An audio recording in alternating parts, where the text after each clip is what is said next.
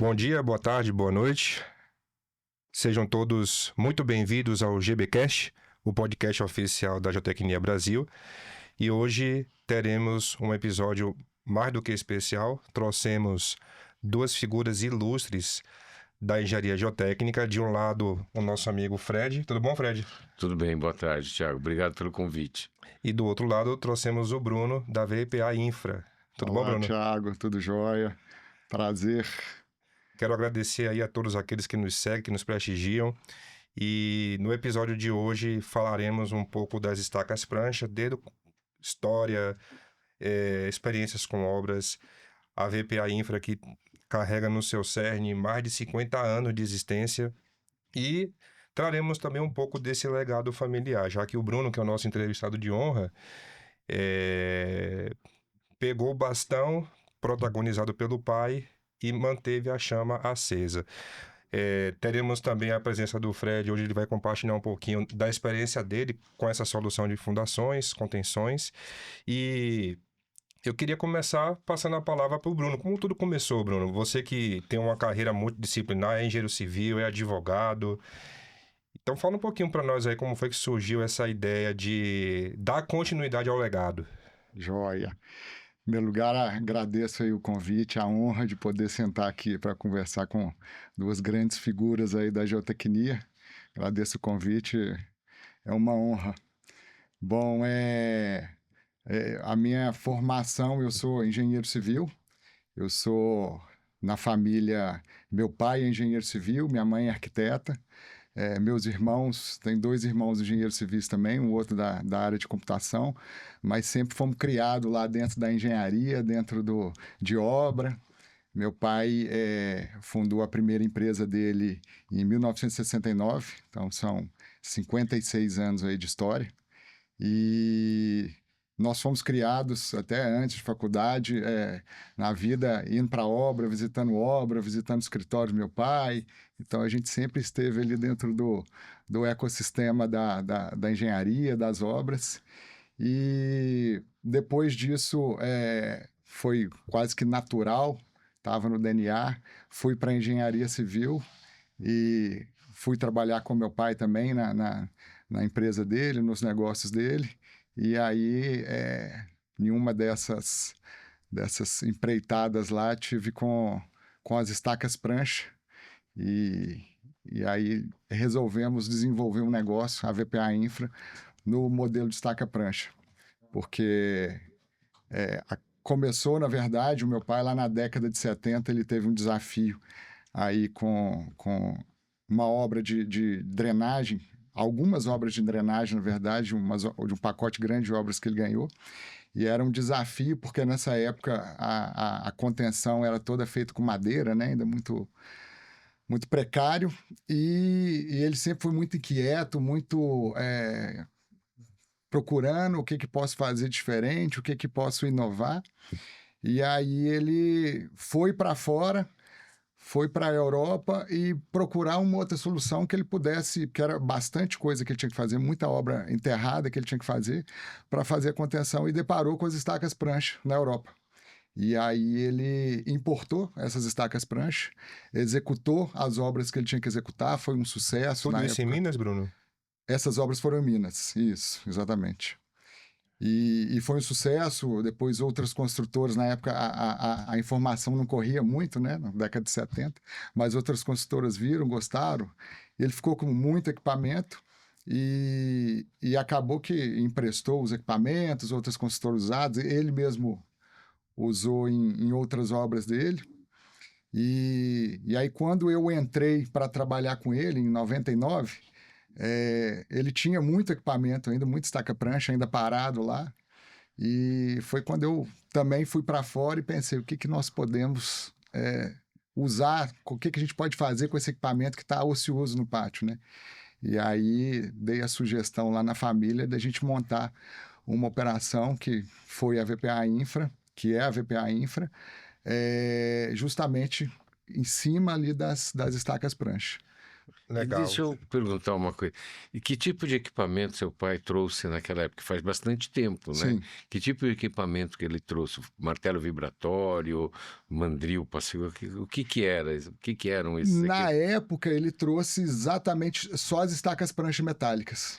Ah, tá. E a cravação, é engraçado que eu até tenho um estudo da época que ele fez, os projetistas e consultores que fizeram um estudo para ele da cravação das estacas prancha, porque na época não existia o martelo vibratório ainda, isso não era acessível, e foram tudo feito com martelo de golpe, com Tá. bate-estaca para cravar as estacas bem, e Queda aí livre. queda livre. Então, bem, e os estudos, inclusive, todos à mão, bem Ah, interessante. Está lá no ok. nosso museu. Muito bom. Legal, Mas até bacana. aproveitando, tem uma pergunta para você, Bruno, e para o Fred.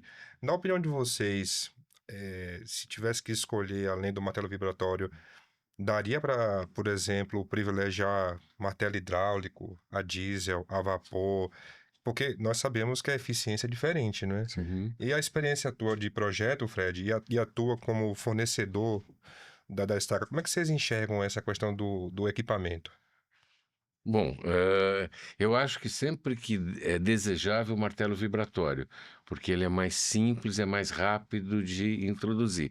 Ocorre que aqui em São Paulo, especificamente no terciário de São Paulo, é difícil você colocar o martelo vibratório e ele conseguir alcançar as profundidades desejadas. Então, em alguns casos, você usa o martelo de impacto. Eu não diria um martelo a diesel, porque isso é muito atrasado, ele faz muito barulho, muita fumaça e pouco, né? Que nem um pombo num tabuleiro de xadrez, né? Só faz Isso. estrago. Mas o martelo hidráulico seria uma opção. Até para exemplificar, Você diz o Inhunta, esses aí? esses aí, os Inhuntans, que são os ideais para fazer isso daí.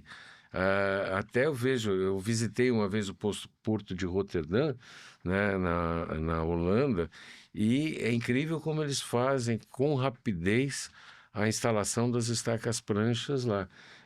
Um encaixe absolutamente perfeito, e o cara mostra que ele entra com a prancha meio inclinada, vai girando assim, quando ela dá um clique, acertou. Aí ele põe Encaixou. lá. Aí ele vai com o martelo vibratório até uma determinada profundidade, depois termina com o martelo de impacto. Ele sempre termina com o martelo de impacto. Então, são duas máquinas no Brasil. É um pouco da experiência que eu tenho, que eu vi, né? Interessante. Exatamente. Nessa parte aí da execução, a nossa experiência é exatamente essa. O martelo vibratório ele é mais eficiente aí na cravação quando a gente tem um solo competente para tanto, mas em algumas situações que a gente atinge uma camada mais dura, a finalização com o martelo de golpe, que é mais demorado, mas tem uma energia maior do que o vibratório, né? E no caso, Bruno, vocês da VPA se responsabilizam apenas pelo fornecimento da estaca ou por todo o pacote? A questão da cravação, a disponibilização do equipamento, do material vibratório, como é que é a logística geotécnica de vocês? Joia. Hoje o modelo de negócio começou com a locação das estacas prancha. Então a gente só locava as estacas prancha. E aí o mercado foi demandando da gente uma especialização maior no fornecimento.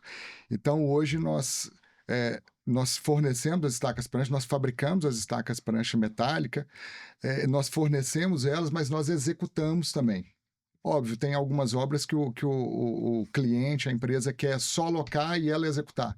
Mas em alguns casos ela quer que a gente forneça e a gente crave, faça a execução da parede de contenção. Então nós também, com os martelos vibratórios, nós também executamos as estacas prancha. Legal. E no caso, Fred, na ZF ali, vocês que estão rotineiramente fornecendo projetos, vocês especificam o equipamento de cravação ou isso fica a cargo do executor? Então, sempre equipamento é uma coisa complicada, porque você vai especificar e às vezes o cliente não acha a empresa que tem ou a empresa que tem não está disponível.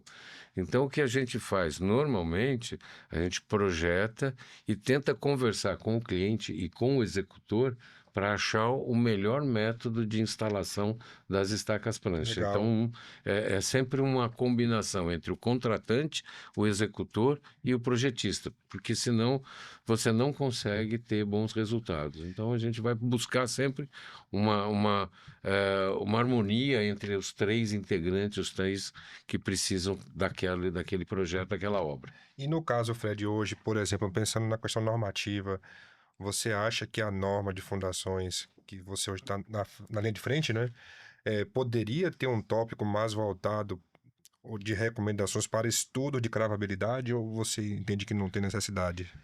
Fala, estudo de cravabilidade de estaca-prancha ou estudo de cravabilidade de uma forma geral? Olha, vamos começar pela estaca prancha e depois, se você quiser fazer uma.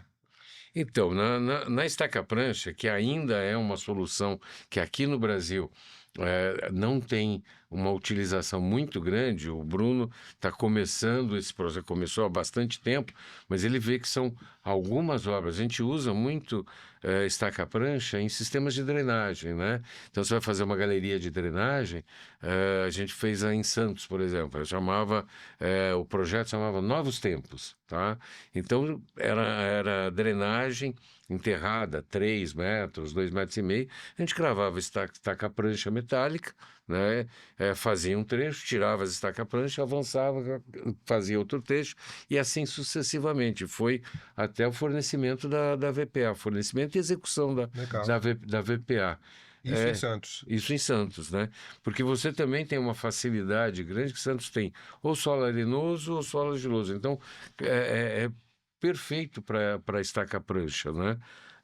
Então, eu não acho que um estudo de cravabilidade da estaca prancha, no momento, seja necessário. Talvez quando que é um sonho meu, que acho que já foi feita uma ou duas obras aqui, é fazer estaca prancha metálica como contenção de edifícios com vários subsolos, tá? Que é possível, mas a gente esbarra no problema de cravabilidade. Aí sim a gente teria que estudar, ver se dá para fazer. Mas no caso específico que a gente está usando, por exemplo, hoje a gente está usando estaca-prancha de PVC na Vila dos Pescadores, em Santos, com estacas de PVC de 12 metros, para fazer todo a drenagem daquele sistema. É a estaca de PVC da VPA. E está indo super bem. O começo é sempre você ajusta o equipamento, você acerta tudo e depois caminha. É muito rápido, muito simples. Então é uma boa solução, eu acho, para determinados casos. Não é para resolver tudo, mas é uma boa solução. Exato. E já que você tocou na estaca prancha de PVC, compartilha um pouquinho conosco, Bruno, como é que tem sido essa jornada, porque é uma solução inovadora também, Sim. não é?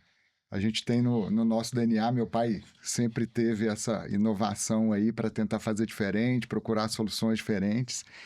E qual a estaca-prancha metálica foi isso, né? Quando eu entrei, né, para desenvolver esse negócio, foi justamente isso. O desafio era mostrar para o mercado que a solução de estaca-prancha, como o Fred bem comentou aí, que o mercado ainda é muito pequeno no Brasil, o uso é muito pequeno, se a gente comparar com mercados mais desenvolvidos, né?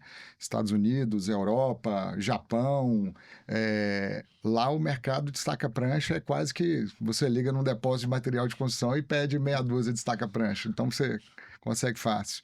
No Brasil ainda não, né? Então, desde lá de trás, a gente vem fazendo esse trabalho de divulgação da solução de estaca-prancha. E no meio aí dessas procuras e inovação, nós nos deparamos também com a estaca-prancha de PVC, que já é muito utilizado lá fora também. E trouxemos para o Brasil. Primeiro a gente importou tecnologia europeia, mas no Brasil a gente ainda tem muitas barreiras de importação de equipamento. Então, aí depois de executar algumas obras com equipamento importado, nós trouxemos a tecnologia europeia e hoje nós estamos fabricando no Brasil as estacas pranchas de PVC. Então, a gente tem também começado esse trabalho de mostrar para o mercado a solução com as estacas pranchas de PVC, mas já tem aí 4 para 5 anos, mais ou menos, que nós, desde o início da fábrica, Mas graças a Deus está caminhando bem. A gente tem utilizado as estacas pranchas de PVC em algumas soluções, por exemplo, contenção litorânea, quebra-mar, contravanço de mar, pier, né?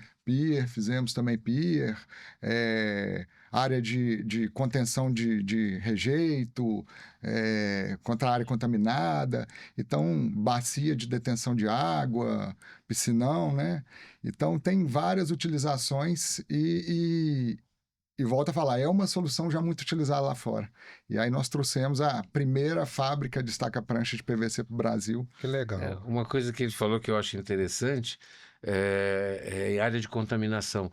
Você muitas vezes faz diafragma plástico para conter a pluma de contaminação. A prancha de PVC pode servir muito bem para esses casos de contaminação, de eliminação da contaminação ou contenção da... Legal. Eu acho muito interessante mesmo. Nós executamos uma obra justamente isso, era estacas pranchas de PVC com 15 metros de comprimento, que nós cravamos, tinha uma área contaminada e uma área não contaminada, e a exigência ambiental que se fizesse a barreira para a contaminação não passar. Não passar. Então nós fizemos a barreira com estaca prancha de PVC de 15 metros, né? Ficou no nível do terreno para baixo, com aquela barreira impermeável justamente para o contaminante não passar. Agora, aproveitando, Bruno, uma pergunta que eu sempre tive vontade de fazer, né? Eu tentei fazer no CEF, mas não consegui, mas vou estender a pergunta para o Fred também. Nossa economia, ela oscila muito, né? E quando pensamos em uma contenção para selar, de modo a evitar o contaminante no solo, né? Existem as estacas de concreto justapostas. Será que o aço hoje, do ponto de vista financeiro, não é um desafio colocar ele para concorrer com essas soluções de concreto? Se o Fred quiser responder primeiro, mas... Não, deixa eu entender direito a pergunta. Você está falando uma prancha metálica comparado com uma... Uma estaca de concreto secante, justaposta. Olha, o aço é uma commodity, né? Então ele flutua conforme o mercado internacional. Então sempre vai ter esse problema de hora está mais caro, hora está mais barato. Hoje nós estamos numa situação em que ele está mais barato. Sim. Tá? Então, mas ele já teve muito mais caro. Então vai flutuar isso. Isso vai depender do mercado no momento, como se a Rússia está comprando, a China está comprando ou não está comprando. Então depende do crescimento mundial. Nós temos condições, nós temos... Legal, Fred. Perfeito, mas depende muito da flutuação no mercado internacional. Eu não vejo outro caminho. A nossa visão lá até em relação a isso, até na outro episódio que você teve aqui no GBcast, até que você falou sobre a sustentabilidade, eu acho que tem um custo direto e tem um custo indireto das soluções, né? Então, às vezes a solução em aço é mais caro, mas a gente tem um custo indireto que o Brasil ainda não coloca muito na ponta do lápis, que seja até tempo ou rejeito, a própria sustentabilidade. Então, o aço tem, sim, em algumas situações ele pode ficar mais caro que o concreto, mas ele tem um custo indireto que, ao nosso ver, tem um benefício na solução, sabe? Então, essa conta que é necessária fazer. E assim, Bruno, hoje, no caso, quando pensamos na geotecnia como um todo, qual tem sido o carro-chefe de vocês? Geotecnia de mineração, geotecnia mais urbana? Porque aqui em São Paulo, o Fred, a ZF domina essa geotecnia mais urbana, né? Como é que tem sido hoje o carro-chefe de vocês? O nosso hoje, a maior parte ainda é urbana. A gente atende mineração, temos algumas obras na mineração, mas a maior parte é urbana. E até nessa parte da contenção urbana aí, é até interessante que o Fred até moderou um painel lá agora no CEF, né, Fred? Sobre escavações urbanas. E no Brasil nós ainda somos um país novo, né? E quando a gente fala em fazer obra, a gente tem as interferências da construção ao lado, da infraestrutura enterrada, que muitas vezes, às vezes, a gente nem sabe o que tem lá por baixo. Então, quando você não tem essas interferências, é muito mais fácil de você executar uma obra. E aí, quando a gente já vai povoando, já vai tendo outras construções, é um grande desafio as escavações urbanas, essa contenção urbana. É extremamente desafiador. E hoje a gente tem, os prédios estão com vários subsolos. Então você tem interferência, principalmente hoje você tem muita interferência com obras metroviárias, né? Perfeito. Túneis do metrô, Isso. ou mesmo estação do metrô, e muitos vizinhos que também fizeram seus tirantes, fizeram suas escavações. Então é muita interferência que a gente precisa estudar com muito critério para poder chegar a uma solução de consenso. Mas ainda acho que a estaca prancha tem um caminho grande a percorrer aí para obter o sucesso que tem.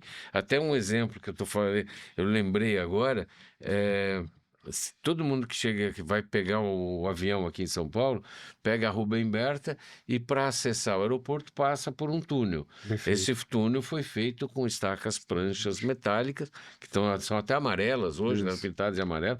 Ficou muito bonito. Mas durante a execução ela teve problema porque ela não conseguiu alcançar a cota prevista. Então, tinha cravado, pegou um martelo mais pesado para cravar aquilo e não descia. Aí sempre no Brasil, os engenheiros são engenhosos, né? E acharam uma solução, mantiveram as estaca-prancha e fica uma obra bem bonita, bem Sim. legal.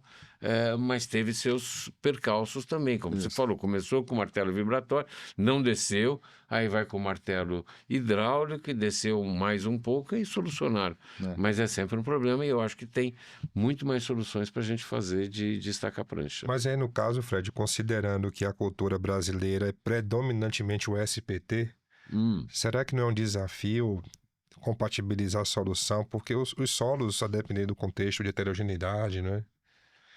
Então, aí você vai me dar a oportunidade de falar do SPT. O SPT, hoje em dia no Brasil, é uma tragédia. O Bruno comentou um caso aqui que você chega com uma expectativa e essa expectativa não é atendida porque a sondagem não corresponde o que está lá não corresponde ao que existe no terreno. Então, existe um trabalho da ABEF que eu ajudo o pessoal da ABEF a fazer, que é tentar melhorar a sondagem, tentar colocar coisas na norma para ver que o pessoal faça a sondagem corretamente. Mas, ao mesmo tempo, eu vejo que nós também estamos avançando em outros tipos de ensaio. O CPT, o CPTU, já é uma realidade, não é uma coisa que você pede e o cliente fica, mas o que é isso? Por que é isso? Não é, quase uma realidade ainda incipiente, mas é. O DMT também é outro que está sendo bastante utilizado. A gente usa muito para calcular recálculo, tudo. Então a gente está caminhando para melhorar a investigação geotécnica e para facilitar o trabalho de todo mundo. Tá?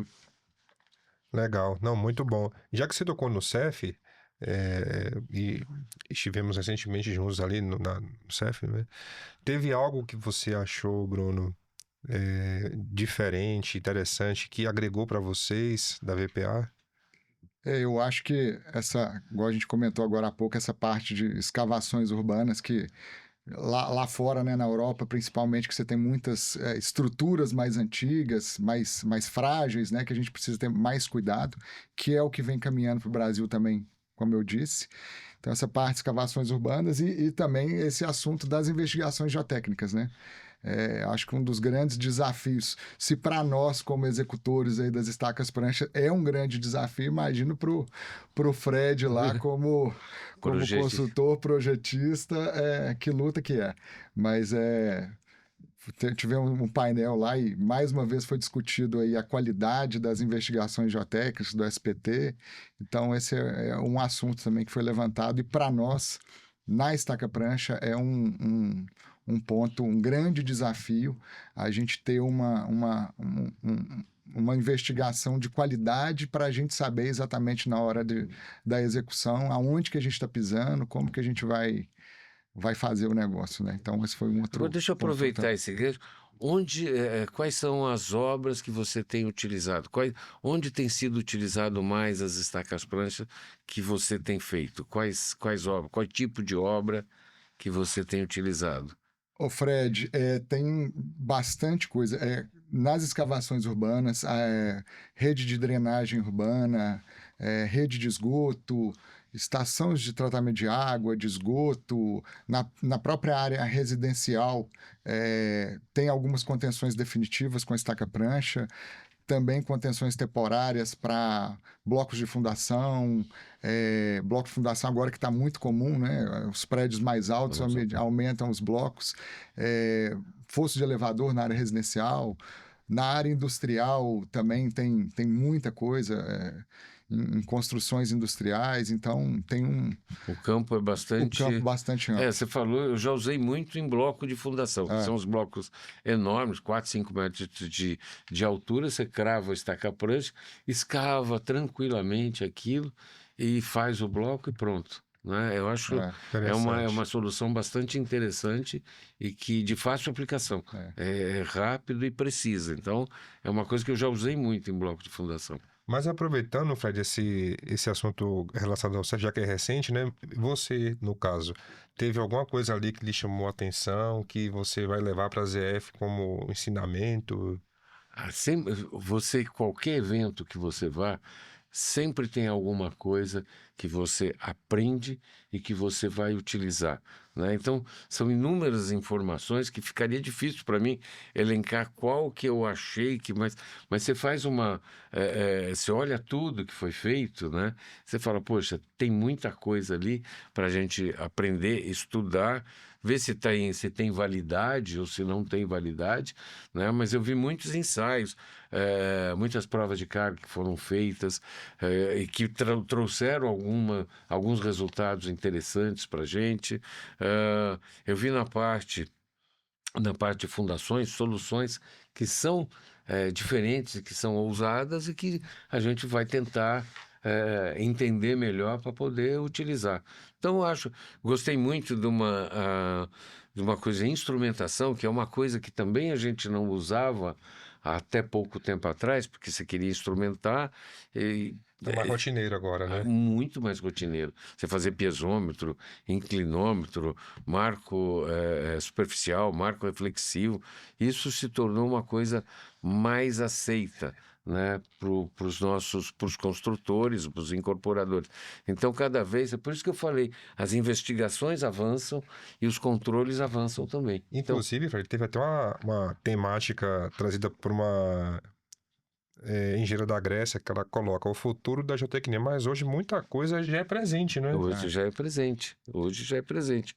E eu acho também que a gente, no Brasil, nós vamos avançar mais. Nós estamos aquém do que se faz na Europa, nos Estados Unidos, em termos de instrumentação e em termos de controle. Mas aos poucos, né, a gente vai caminhando. Não dá para fazer uma mudança radical. Eu lembro assim, o Pena, por exemplo, é contra a sondagem à percussão. Tem que parar a sondagem à percussão. E não dá para parar uma sondagem à percussão no Brasil, no país como o Brasil, que é tão amplo e tão diferente, né? Então, mas aos poucos a gente vai introduzindo a modernidade. Mas não é nem modernidade. Tem a geofísica, né, Fred? Não, geofísica é interessantíssima, né? Eu fui um dos primeiros que convidei o Otávio para participar Que legal. de eventos nossos, que eu fiz um curso com ele e o Lápis lá no IPT, né? Achei fascinante e comecei a trazer eles para dar palestras para a gente e ensinar um pouco daquilo. Mas é muito legal.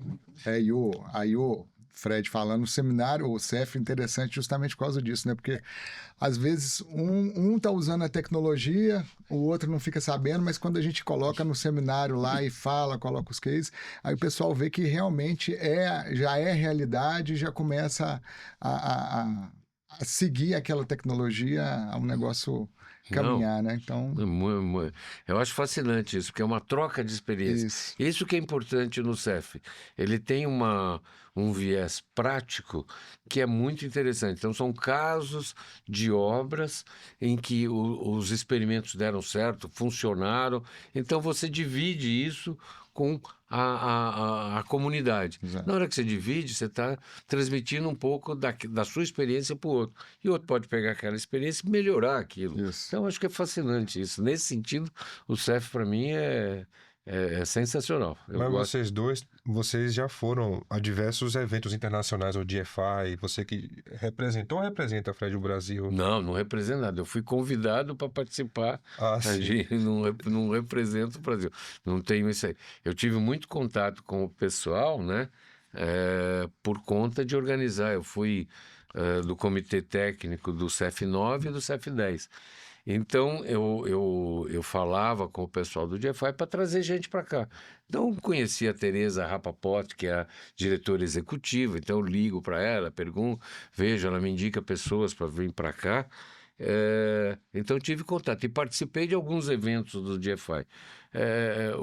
O DFI é o que se assemelha mais ao CEF aqui no Brasil. São casos de obras, são sempre o que foi feito, como foi feito e por que foi feito e Mas quais os resultados. comparando, você acha que muda muito o CEF para o DFI, por exemplo? Eu acho que eles têm mais instrumentação, mais investigação, mas as obras são muito semelhantes. Eu lembro de uma, você está falando de estaca-prancha, que é o nosso tema aqui, eu fui num DFI em Londres e nós fomos visitar uma obra que era uma estação do metrô, era no Canary Wharf. Então era uma estação de metrô à beira-mar, né? Com estaca-prancha em tudo, mas era estaca-prancha encaixada em tubos metálicos. Então é tubo metálico, estaca-prancha, tubo metálico. Parede Não, bom, combinada.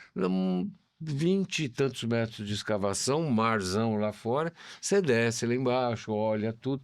Fantástico, fantástico. Por isso que eu vejo que dá para fazer coisas muito interessantes com estaca-prancha, ou combinação de estaca-prancha com tubo metálico, que já é uma estaca-prancha. Legal. É. Tá muito legal. Essa obra era sensacional, isso aí tem, sei lá, 10 anos, e fantástico. Descia lá, né, descia em tudo, tinha um elevador para descer.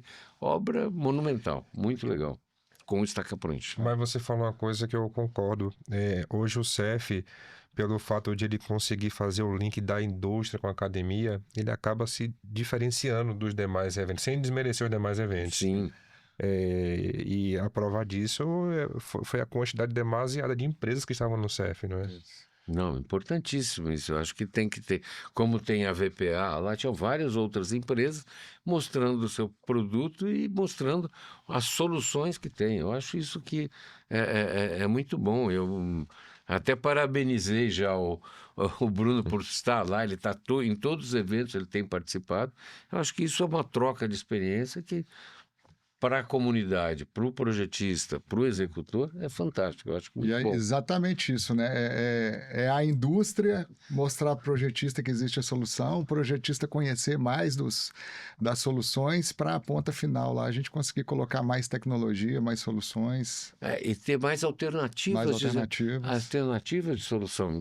Só do pouco que a gente conversou aqui, a gente já viu quantas possibilidades que tem da estaca-prancha. Teve até né? um caso que você comentou uma vez comigo, Fred, que eu achei bem legal, se você puder compartilhar novamente, para o público, no caso, né?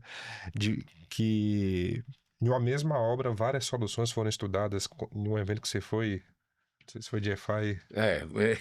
É assim, as obras fora do Brasil, as que eu vi, por exemplo, o cara faz cada executor,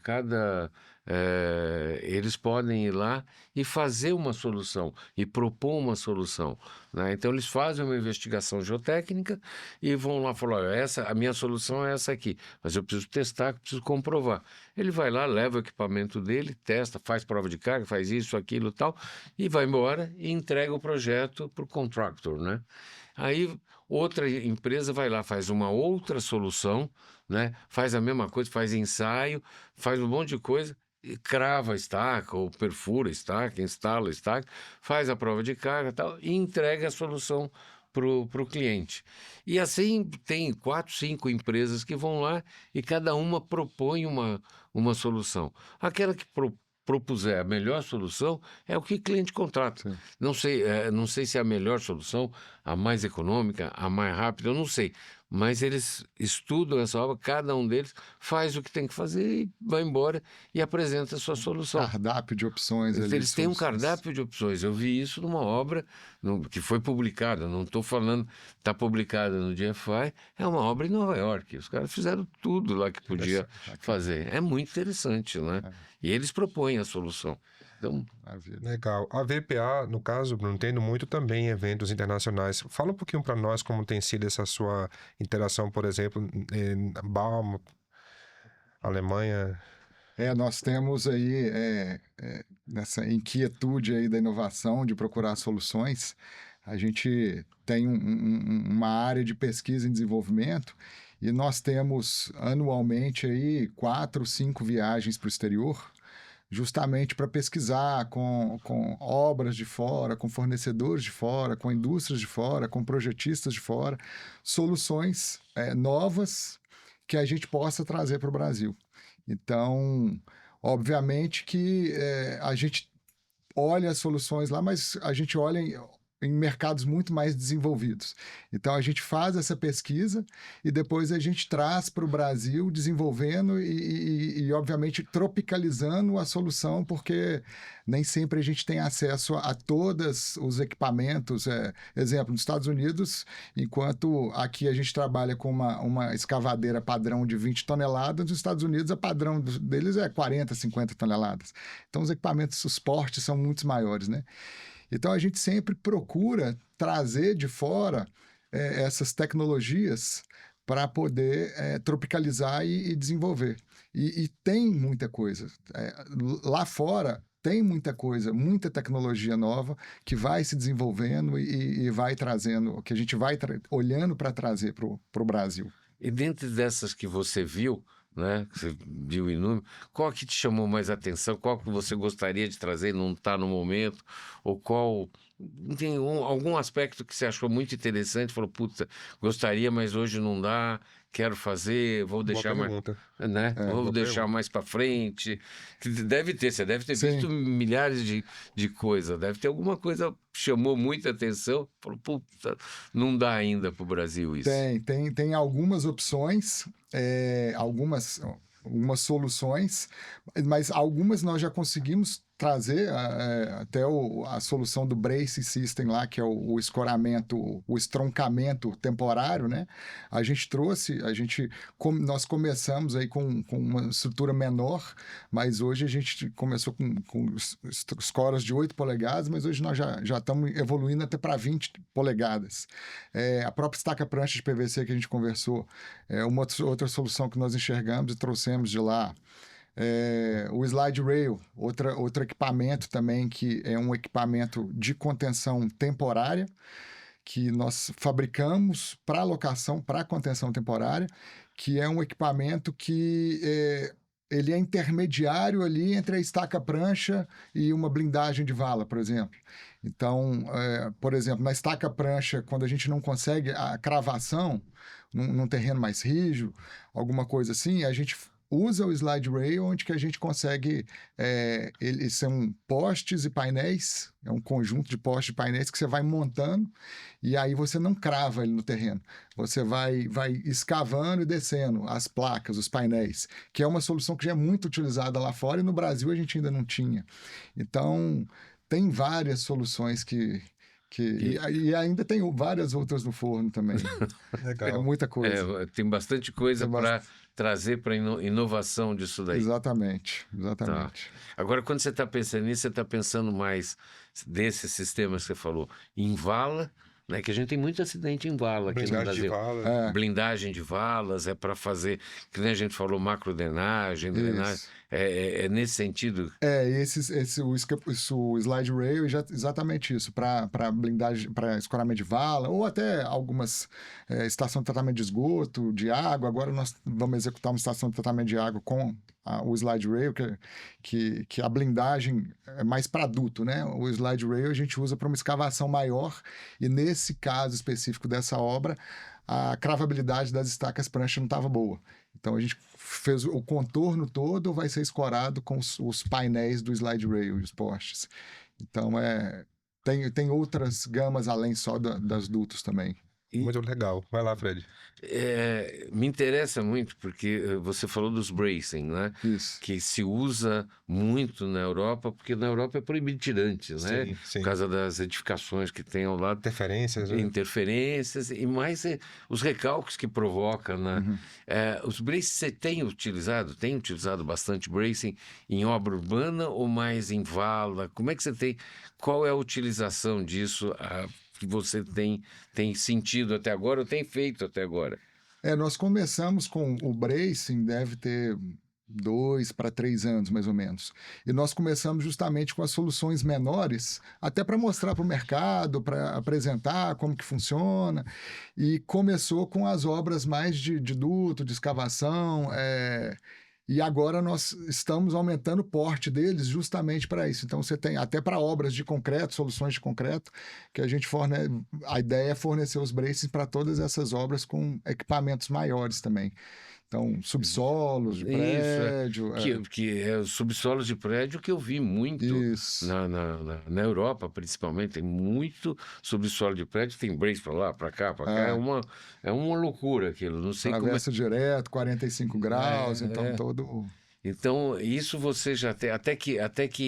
Que comprimento você consegue fazer esses bracing, né? Você falou que tem até de 20 polegadas. 20 É, polegadas é é um um senhor. É bem parrudo, né? Bem. parrudo, a gente tem projeto para até 30 metros. Nós ainda não executamos, mas a gente tem projeto para esses equipamentos até 30 metros de carga. E o que você usou? O que você já usou? Você falou tem projeto para 30 metros. O que você usou mais de. Qual a largura maior que você já A gente utiliza? já chegou, Fred, se eu não me engano, em torno de 15 a 20 metros Nossa, de muito largura. bom. É, Muito bom. então, E não precisa de uma longarina, que eu não vejo longarina nesses bracing. a gente pode trabalhar com a longarina ou sem a longarina. Então, nessa estrutura, a gente ou fornece com a longarina e os bracings, os estroncas atravessando, ou então só a estronca mesmo, direto na parede. Aí vai variar de caso a caso, né, de obra a obra. E você usou em escavação urbana em Belo Horizonte isso? Ou foi Não, nós já usamos em São Paulo, já usamos no Rio, se eu não me engano, agora nós estamos usando numa edificação residencial de parede de concreto. Então tem alguns, já tem, não sei o número exato, mas vamos dizer assim, já deve ter umas 20 obras que nós já rodamos com eles. E predominantemente em quais cidades, estados, regiões, Bruno? Mais na região sudeste. Mais São Paulo. São Paulo tem um mercado muito grande que a gente trabalhou já com eles. Rio também tem. Interior de Minas nós já usamos também. Então tá na hora de eu fazer um pedido para ele, né? Que isso Claro. aí você tem que publicar, você tem que fazer, mostrar, usamos aqui, usamos ali. Pede pro teu pessoal, fala, vamos fazer Exatamente, um é. artigo importante. assim. É importante, porque eu conheço o bracing de ver, de Sim. literatura, olhar, ou ver obras fora. Mas aqui no Brasil ainda não vi. Tá? A não ser em valas, como você falou, mas é pequenininho, então Isso. não é uma coisa. Mas se você está usando em obras urbanas, cobre o teu pessoal para. E foi exatamente isso, falando do CEF, estava lá no CEF e cobrei minha turma que estava lá, falou, ó, tá vendo, nós temos que... Nós estamos ali no dia a dia da obra, mas nós esquecemos que nós temos que juntar material e mostrar É que importante. desses cases, dessas soluções... Mas só o episódio de hoje, quem for fazer alguma provinha aí de estaca a prancha vai estar afiado, né? Porque é um esquema mais moderno de poder compartilhar. Isso. Mas aí entra também o lado imparcial, não é? Que eu queria saber tanto de você, Bruno, quanto do Fred, os casos, não vou dizer de insucesso, mas desafiadores que você como projetista já enfrentou com essa solução e você como fornecedor da solução. Olha, o mais desafiador é que você projeta e depois chega lá e não consegue fazer, que a estaca não entra, aí vira uma. Você tenta uma solução, faz um pré-furo para ver se. E não tem jeito. Então, esse é o maior problema da estaca prancha. Eu não vejo outro. Encaixe, quando ela é bem feito, quando encaixa bem feito, ela dá vedação. Ela funciona muito bem. O grande problema é que às vezes você não consegue chegar na cota de projeto. Mas aí, Fred, voltando à questão da cravabilidade, não caberia um estudo ou talvez diversificar a campanha de ensaios? Sim, mas normalmente, Tiago, a gente tem a sondagem e a percussão. E você vai pedir para o cara, você vai fazer eu fiz projeto de tomada d'água, né? Você vai pedir o cara, não, porque não sei o quê, porque tem custo, tem o prazo. É sempre o problema do prazo que esbarra em qualquer coisa. Então você acaba trabalhando com aquilo que você tem. E chega lá na hora, aí começa todo o problema, né? Que realmente você não consegue fazer, porque para fazer um ensaio de cravabilidade, você tem que levar o equipamento, você tem que levar a prancha e ver se. Ninguém vai levar uma prancha em um equipamento que custa caro se não for fazer a obra. Então, para você fazer um É ensaio um de desafio, né? é um desafio. Desafio. Esse exemplo que eu dei nos Estados Unidos, ele tem a cultura deles lá. O cara leva, não sei se está no custo, não sei como é que funciona, mas ele faz.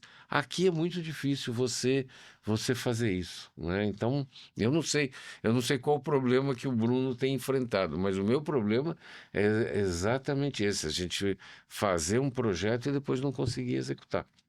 É exatamente isso. O nosso maior desafio com as estacas pranchas são esse. A gente ter um. Porque a gente dimensiona, né, os projetistas dimensionam o comprimento da estaca prancha de acordo com a necessidade ali e de acordo com o comprimento das estacas pranchas, a gente dimensiona o equipamento de cravação, né? E tudo baseado na sondagem. Igual o Fred falou, são maior parte sondagem de percussão, que a gente volta naquele problema lá da qualidade do material que a gente tem para trabalhar na sondagem, né? E aí é isso. Para nós, como executores, já chega uma sondagem pronta, que a gente. 99% a gente não tem acesso para fazer uma sondagem nossa, que a gente confie e tal, e já chega uma sondagem pronta, e na hora que a gente mobiliza todo o equipamento, toda a equipe, quando chega em loco, a cravabilidade não funciona. E igual o Fred falou, às vezes o próprio o contratante não quer fazer um teste de cravabilidade antes, por causa de custo, etc e tal. Então, o maior desafio nosso hoje é exatamente volta na sondagem lá na investigação geotécnica. De repente, Fred, uma sugestão, você que está sempre na linha de frente dos eventos técnicos, né, das normas, é tentar trazer uma mesa redonda, porque há muito caso relacionado a estaca-prancha, seja como projetista, como fornecedor, e, e já que a VPA precisa publicar mais, né? Eu acho que sim, ele tem case aí que ele precisa compartilhar com a gente, Exato. né, para ver como é que vai. É uma coisa interessante. Então tem que mostrar. É, não sei, uma mesa redonda, talvez depois que ele publicar alguma coisa, a gente vai falar, nossa, que ele fez, tá? Vamos discutir o assunto. O assunto só é discutido ou quando ele tem muito problema, ou ele é uma boa solução e ainda não está bem encaminhada. Então, quando dá pra, como eu falei, de sondagem, o assunto está sendo muito discutido, porque as sondagens estão de péssima qualidade. Não dá para interromper a sondagem, não dá para falar, não pode fazer sondagem, né? Mas dá para melhorar a sondagem. Nós vamos Isso. trabalhar no sentido que se melhore as sondagens, tá? Isso é importantíssimo. É. Ao longo dos seus 27 anos de carreira, Bruno, você consegue ver algo que você poderia fazer diferente? Ô, Tiago, é engraçado, né, que a gente olha para trás e eu ainda sou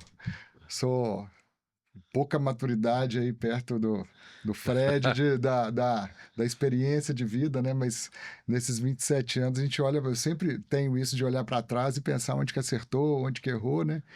E não, sinceramente, não vejo nada diferente, sabe? Eu acho que a vida vai trazendo uns caminhos para a gente e cabe a cada um de nós levantar e ir traçando o caminho, né? Então, E aí eu queria emendar uma pergunta, que no começo, né, o Tiago, eu não sabia que você era advogado também, sim. tá? Então você é engenheiro civil e advogado.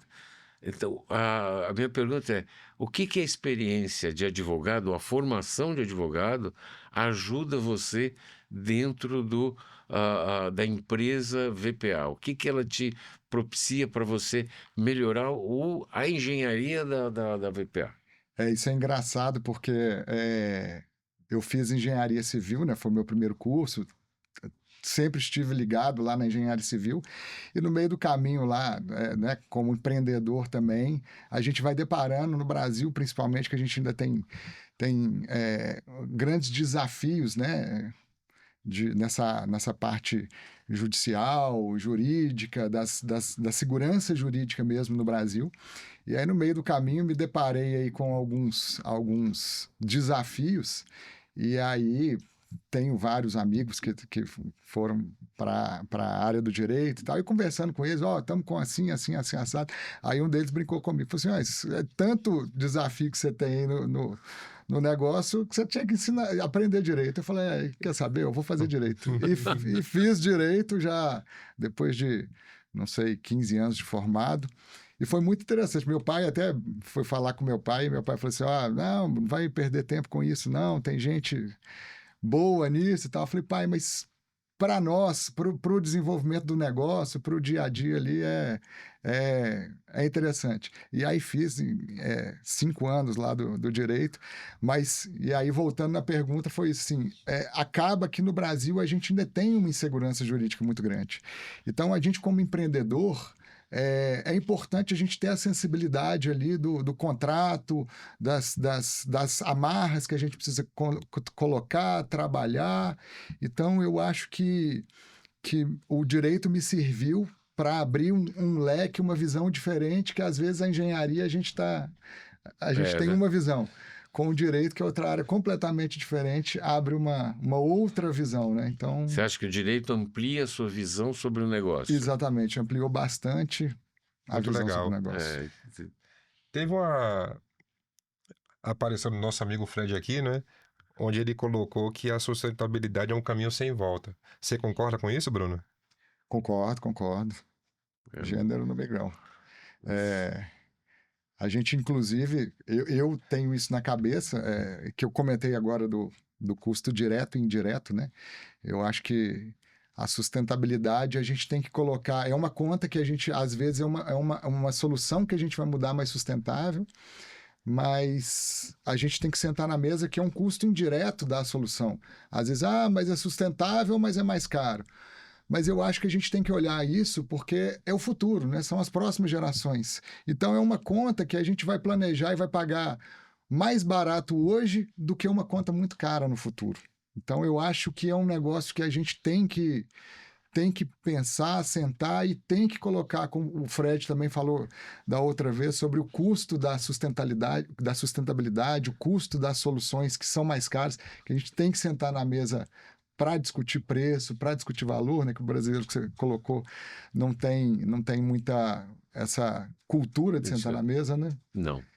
Então, eu acho que é isso. É uma conta a sustentabilidade, pode ser um pouco mais cara hoje, mas eu acho que se a gente olhar para o futuro, no futuro essa conta vai ser muito mais cara. Você falou da estaca de PVC, mas existe também uma questão voltada à reutilização de solução. Isso. Fala um pouquinho para nós aí. Você tem lidado muito com isso, Fred? Um pouco, mas eu acho que o Bruno tem mais essa coisa de reutilização das estacas. Isso. Hoje o que a gente vê muito no mundo, e foi o mote do último congresso do DFI, era reutilização de fundações. Né? Você pegar um prédio, vai fazer em um outro lugar, já existia um prédio, então como é que você pode reutilizar a fundação que tem lá? Porque aí você reutilizando, você gasta menos energia, polui menos, é uma questão também de sustentabilidade. Então é uma coisa muito discutida na Europa hoje, é essa reutilização de fundações. Mas na área de estaca-prancha, que é o nosso assunto aqui, eu acho que você pode fazer, eu já fiz muita obra que, como eu comentei, você crava a estaca-prancha, faz o que tem que fazer, tira a estaca-prancha, avança com ela para frente. Então, isso é um impacto muito menor pro terreno, para a sociedade. Então, não é isso? Exatamente.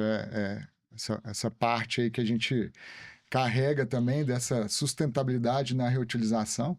E eu lembro quando eu comecei lá atrás a desenvolver as estacas prancha, era difícil porque na época a internet, a gente não tinha toda essa comunicação que a gente tem hoje, né? E como nós começamos locando as estacas prancha que a gente já tinha, tinha que fazer carta, pegar selo, colocar o endereço, mandar para o projetista falando, para as construtoras. Então é uma luta. E aí, hoje em dia, com a tecnologia, com a internet, com a comunicação, ficou essa parte de compartilhamento, né? Então, os equipamentos, a gente pode compartilhar a alocação dos equipamentos, que é um braço grande nosso lá. Então, fica muito mais fácil.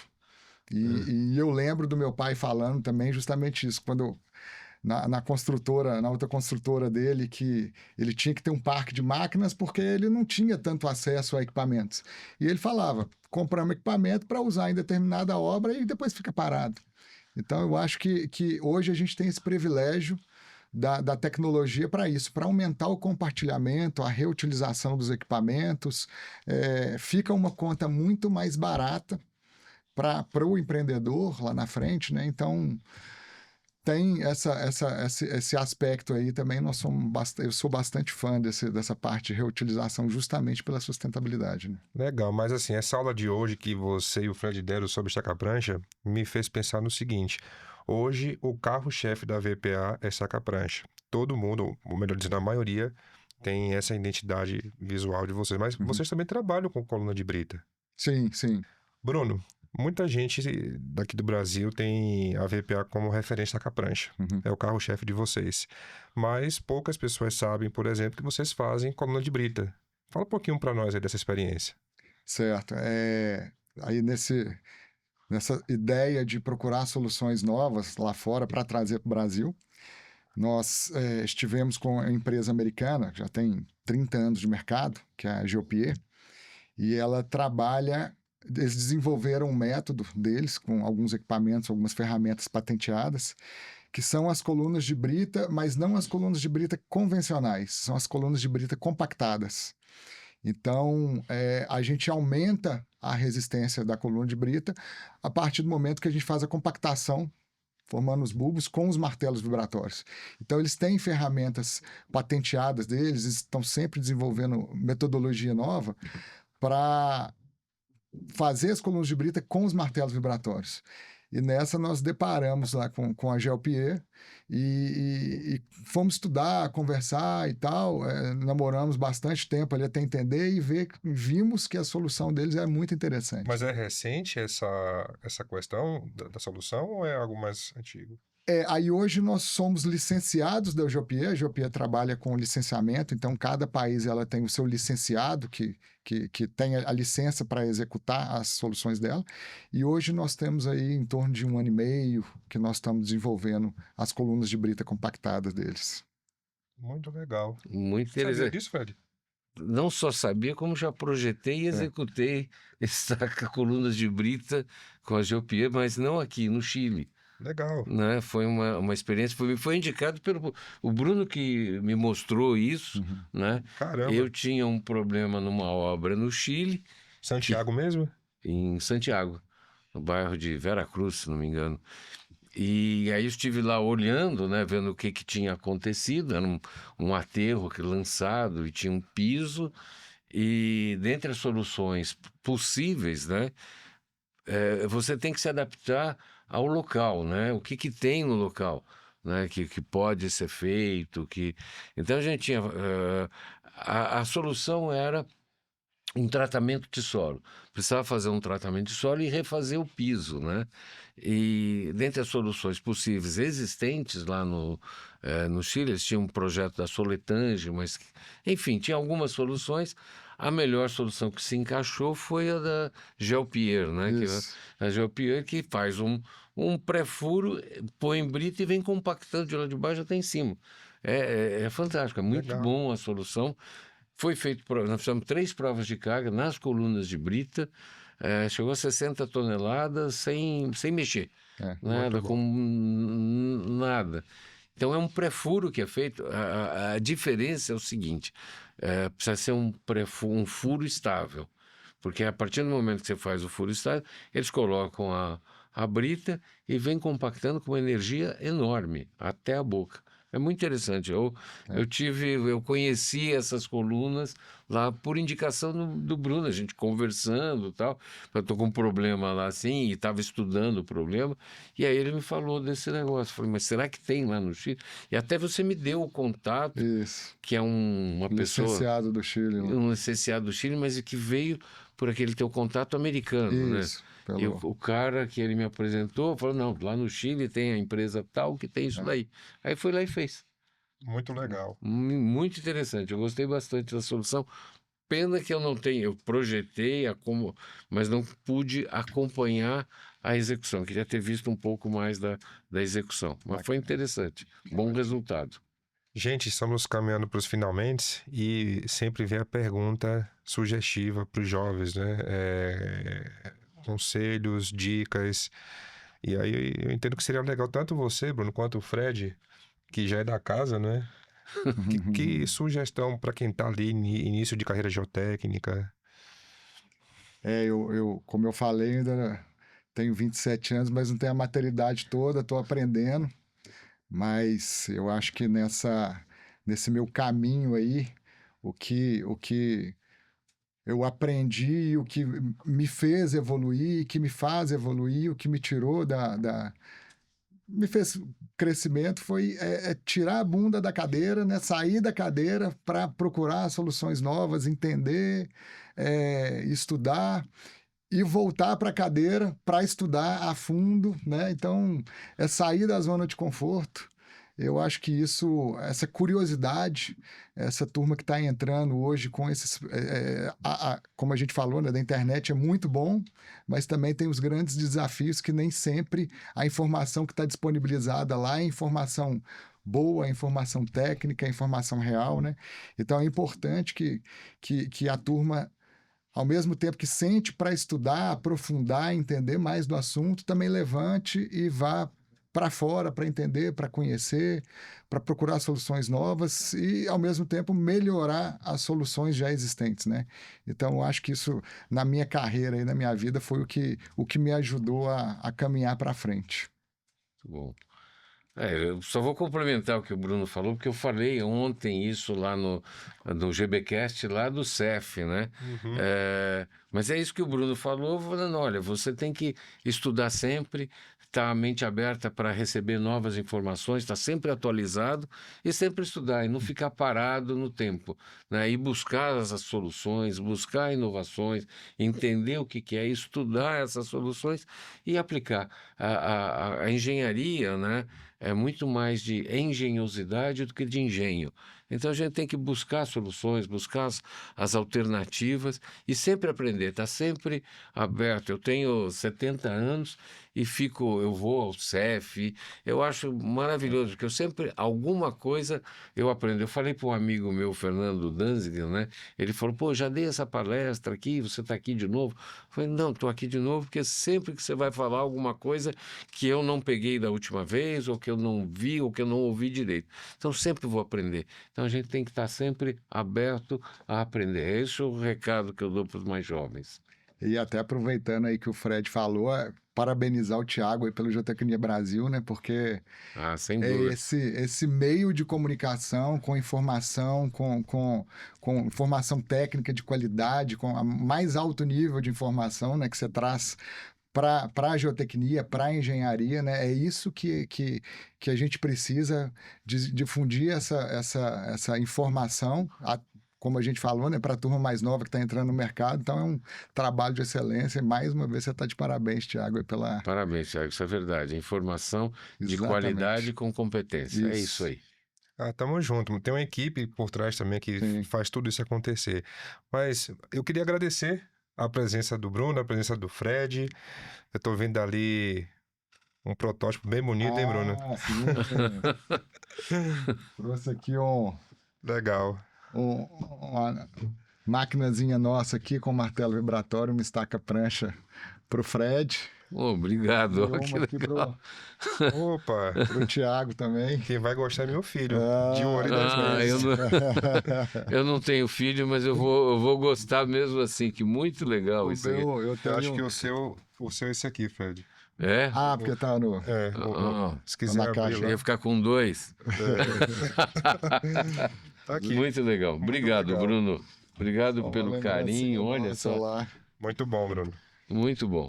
Obrigado, viu? Obrigado a vocês aí pela satisfação de poder sentar para conversar um pouquinho com dois grandes feras aí, né, da geotecnia. Eu que agradeço. Gente, mais uma vez, agradecemos aí a participação. Aqueles que nos prestigiam, fiquem atentos aos próximos episódios da segunda temporada. Um grande abraço. Até mais. Tchau, tchau. Obrigado.